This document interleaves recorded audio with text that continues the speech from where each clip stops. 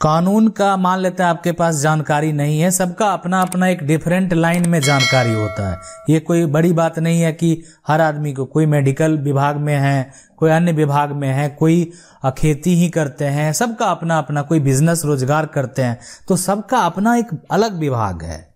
तो अगर कानून की जानकारी बेसिक नहीं है और घर पे अगर आपका चल के नोटिस आ जाता है तो बहुत लोग क्या होता है पूरा घबरा जाते हैं, वो मतलब काफी वो माइंड पे प्रेशर ले लेते हैं। देखिए, रक्षा करना, आपको अपना रक्षा करना तो आपका धर्म है, कर्तव्य है और करना भी चाहिए। आपको अपनी रक्षा करना, अपने परिवार की रक्षा करना है, अपने संपत्ति की रक्षा करना है। ये बात आप माइंड में सेट कर लीजिए। आज मान लेते हैं आप घर पे रह रहे हैं तो आप अपने परिवार की रक्षा कर रहे हैं, अपने बच्चे की रक्षा कर रहे हैं, अपने पैसे की रक्षा कर रहे हैं, अपनी संपत्ति की रक्षा कर रहे हैं, और वो आपका करना तो कर्तव्य है। तो उसमें अगर मान लेते हैं किसी कारणवश दो व्यक्ति का विवाद होता है, ठीक है, दो व्यक्ति जो है मान लेते हैं ए है और बी है, दोनों में किसी बात का, जमीन का विवाद हो गया या मान लेते हैं अन्य कोई विवाद के लिए मारपीट हो गया, ये हो गया, तो इस केस में क्या होता है कि अगर मान लेते हैं ए उठ के चला गया थाना प्रभारी के पास और बोल दिया, लिखित आवेदन दे दिया कि थाना प्रभारी को कि बी के द्वारा उसको जो है एक तरह से जान मारने का धमकी दिया गया और उसे लाठी से प्रहार किया गया, या मान लेते हैं उसके अलावा जो भी उसमें है ना, अब अगर बोलेगा कि सर फोड़ दिया तो वो तो दिखाना पड़ेगा, ठीक है, तो वो मान लेते हैं वैसा कुछ नहीं हुआ है तो वो सब बात मेंशन कर दिया। तो पुलिस को क्या लगता है कि पुलिस को लगता है ना कि हो सकता है कि कुछ अप्रिय घटना ना घट जाए, ठीक है, तो अगर मान लेते हैं कि ये सारा बात है और कोई घटना घट जाए तो सारी जिम्मेदारी जो है वो तो पुलिस के ऊपर आ जाएगी। तो पुलिस का क्या काम होता है, तो पुलिस जो है उस पे धारा 107, लेकिन आज जो है उसको डिटेल से आपको हम समझा रहे हैं कि क्या प्रक्रिया होता है। आपके घर में अगर ऐसा हो गया ना, और अब तो ये नॉर्मल हो गया है, और धारा 116 जो है एक तरह से वो आपको उसका हो सकता है नोटिस मिल जाए। तो क्या है धारा 107 और यह कब लगाया जाता है, इसको भी समझना आपको बेहद जरूरी है। समझ लेंगे तो आगे आपको दिक्कत नहीं होगा, कभी भी किसी से विवाद हो, इसलिए कि आप उसको अच्छे से समझ रहे हैं और ना ही जो है वकील के द्वारा भी आपको एक तरह से बेवकूफ बनाया जाएगा। धारा 107 और 116 के तहत क्या सब प्रक्रिया किया जा सकता है, तो ये भी बात आपको समझ लेना है, और इन सभी धारा से बचने के लिए आपको क्या करना चाहिए, ठीक है। तो देखिए, सबका ये एक प्रक्रिया होता है कि अब ये जो धारा 107 लगाया जाता है वो इसलिए लगाया जाता है, सबसे पहले तो व्यक्ति कोई भी आप जो है कि किसी का कंप्लेन अगर करने जाएंगे तो कहाँ जा सकते हैं, आप पुलिस के पास चले जाएंगे, नहीं तो आप जो है एक तरह से मजिस्ट्रेट के पास खुद जा सकते हैं, मजिस्ट्रेट के पास जो है खुद से आप जा सकते हैं, नहीं तो आप जो है किसी वकील के पास जाएंगे, ठीक है, वकील के पास चले गए, है ना, उसके बाद नहीं तो थाना चले गए, है ना, थाना चले गए, यही करता, थाना में जाके आवेदन लगा दिया, और नहीं तो वकील से मिलके समझने लगा कि उनको अब क्या स्टेप लेना चाहिए, और नहीं तो मान लेते हैं जो मजिस्ट्रेट हैं वहां पे अनुमंडल में या एसडीओ बैठते हैं तो उनके पास चले जाते हैं। तो ये सारा व्यक्ति जो है डिसीजन यही लेता है कि सबको जाके आवेदन करता है, ठीक है। लेकिन अगर पुलिस के पास जाएंगे ना और लगेगा पुलिस को कि ऐसा कुछ मामला है, तो पुलिस के द्वारा जो है एक तरह से वहां पे ये बात मजिस्ट्रेट को जो है भेज दिया जाता है, और मजिस्ट्रेट को जब ये पुलिस के द्वारा रिपोर्ट मिलता है कि ऐसा कुछ मामला हुआ है, वो नियम है, पुलिस को तो प्रशासन को तो करना ही पड़ेगा।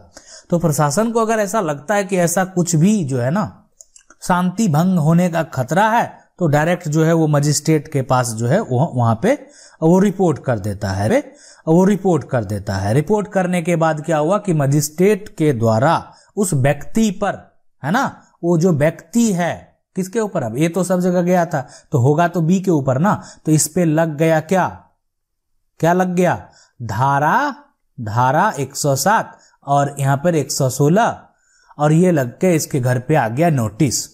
है ना, इसके घर पे आ गया नोटिस, बी के घर पे आ गया नोटिस। घर वाले सारे परेशान, है ना, कि अब क्या होगा, इनके जो भी एक तरह से गार्जियन है वो एकदम टेंशन में कि इसको क्या लग गया, धारा 107 लग गया, अब जमानत कराना पड़ेगा, ठीक है। तो इसलिए वो चीज जो है प्रक्रिया है, वो किसी से समझा तो बोला कि अब तो जमानत कराना पड़ेगा, अब तो जो वहां पे डेट पड़ गया उस डेट पे आपको जाना पड़ेगा। तो देखिए, अगर आप मान लेते हैं कि बेकसूर है तो आप एकदम टेंशन फ्री रहिए, कुछ नहीं होगा, है ना, वो एक प्रक्रिया था प्रक्रिया के तहत लगाया पक्ष रखने के लिए स्वतंत्र हैं। ठीक है, अगर आप बेकसूर हैं, आप जो है वैसा कुछ आपका कोई मंशा नहीं है, मतलब मजिस्ट्रेट को तो ऐसा लगा हो सकता है कि कोई क्राइम कर दे,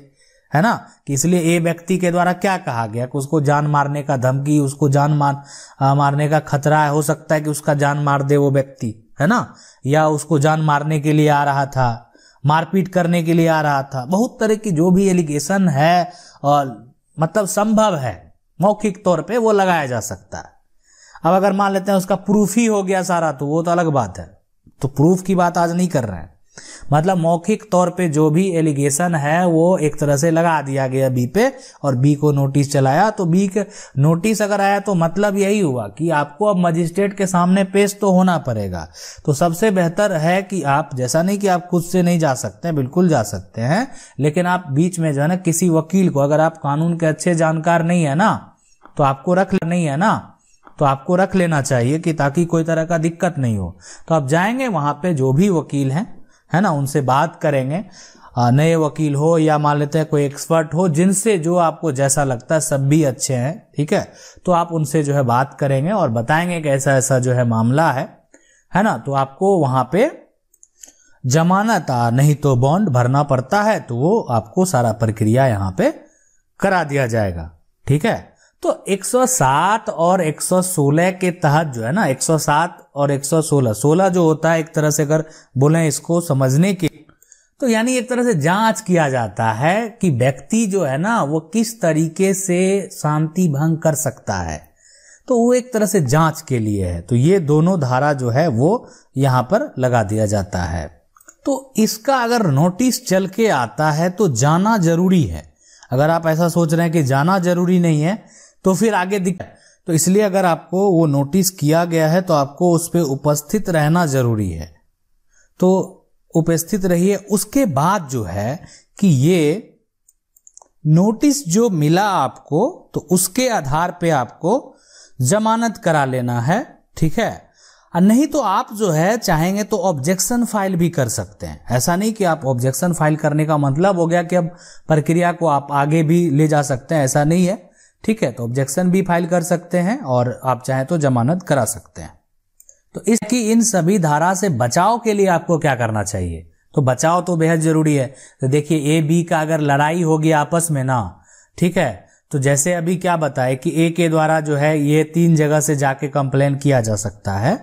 अब जहां चले जाए, वकील के माध्यम से करा ले, मजिस्ट्रेट के पास डायरेक्ट चले जाए, या क्या कहते हैं पुलिस के पास जाए। पुलिस के पास भी जाएगा तो पुलिस मजिस्ट्रेट के पास ही जाएगा, वकील के पास जाएगा तो वकील मजिस्ट्रेट के पास ही रिपोर्ट करेगा, या आप खुद भी मजिस्ट्रेट के पास जा सकते हैं। तो ये जो है खुद भी मजिस्ट्रेट को जाके ये शिकायत कर सकता है कि बी उसके साथ मारपीट करता है। ठीक है, तो अगर आप बी हैं, आपको नोटिस आया है घर चल के, ठीक है, मतलब बी को 107 का और 116 का अगर चल के नोटिस आया है और अगर आप बी हैं, ठीक है, तो आपको भी सतर्क रहने की जरूरत है। मान लेते हैं मारपीट का नौबत उत्पन्न हुआ और आपका मान लेते हैं वीडियो प्रूफ बना लिया, तो क्या करेंगे, वो तो प्रूफ हो गया, वो तो वहां पे पेश किया जा, मुसीबत में पड़ जाएंगे। अब जमाना जो है वो डिजिटल की ओर जा रहा है, तो कोशिश करें कि जो विवाद है उसका निपटारा करें। ठीक है, कानूनी तरीके से निपटारा करें। अगर आप ग्रामीण क्षेत्र से बिलोंग करते हैं तो पंचायत स्तर पे निपटारा करें, प्रशासन से बात करके निपटारा करें। ठीक है, नहीं तो कानून में बहुत सारे प्रावधान हैं जो कि आप कर सकते हैं, लेकिन फिर भी आपको अपना आत्मरक्षा तो करना ही है। उसके लिए आप स्वतंत्र हैं और उसके लिए कोई दिक्कत नहीं है कि आप जो है, हाँ, लेकिन ये कहना है कि अगर आपके द्वारा प्रहार किया गया, उससे किसी व्यक्ति को हानि है, ठीक है, तो आप परेशानी में पड़ सकते हैं। नहीं तो अन्यथा आप अपना बचाव के लिए अगर लाठी का प्रयोग भी करते हैं तो कोई दिक्कत नहीं है। ठीक है, बचाव के लिए अगर मान लेते हैं आपका अपना आत्मरक्षा के लिए एक लाठी रख रहे हैं तो वो कोई बड़ी बात नहीं है। ठीक है, और ये तो सुप्रीम कोर्ट का भी कहना है कि अगर लाठी जो है वो एक तरह से वो जमींदार किसानों का, तो वो ग्रामीण लोगों का तो वो शान है। ऐसे जजमेंट भी हुए हैं, आगे बहुत सारे जजमेंट भी हम जो है बताते रहते हैं। तो जजमेंट भी वैसे जब भी आएंगे तो वो भी हम आपको बताते रहते हैं क्या सब हुआ, क्या सब जो है एक तरह से सुप्रीम कोर्ट के द्वारा जजमेंट दिया गया। तो बस ये जो कहना चाहेंगे कि बिल्कुल आपको घबराना नहीं है। आप अच्छे से समझ गए होंगे कि इसका आपको कैसे प्रयोग करना, कैसे बचाव करना है, क्या होता है ये सब धाराएं। ठीक है, तो ये किसी के साथ मारपीट होगा तो हो सकता है कि पुलिस कंप्लेन करे जाके और आपके घर नोटिस आ जाए, कोई बड़ी बात नहीं है। या किसी वकील से जाके वो किसी मजिस्ट्रेट के पास कंप्लेन करे, एसडीओ के पास कंप्लेन करे, आपके घर नोटिस आ सकता है, इसमें कोई बड़ी बात नहीं है। तो इससे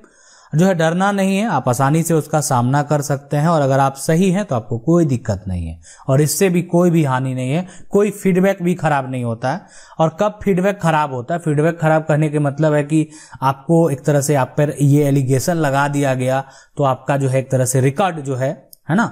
तो वो आपका जो है एक तरह से रिकॉर्ड जो है ना,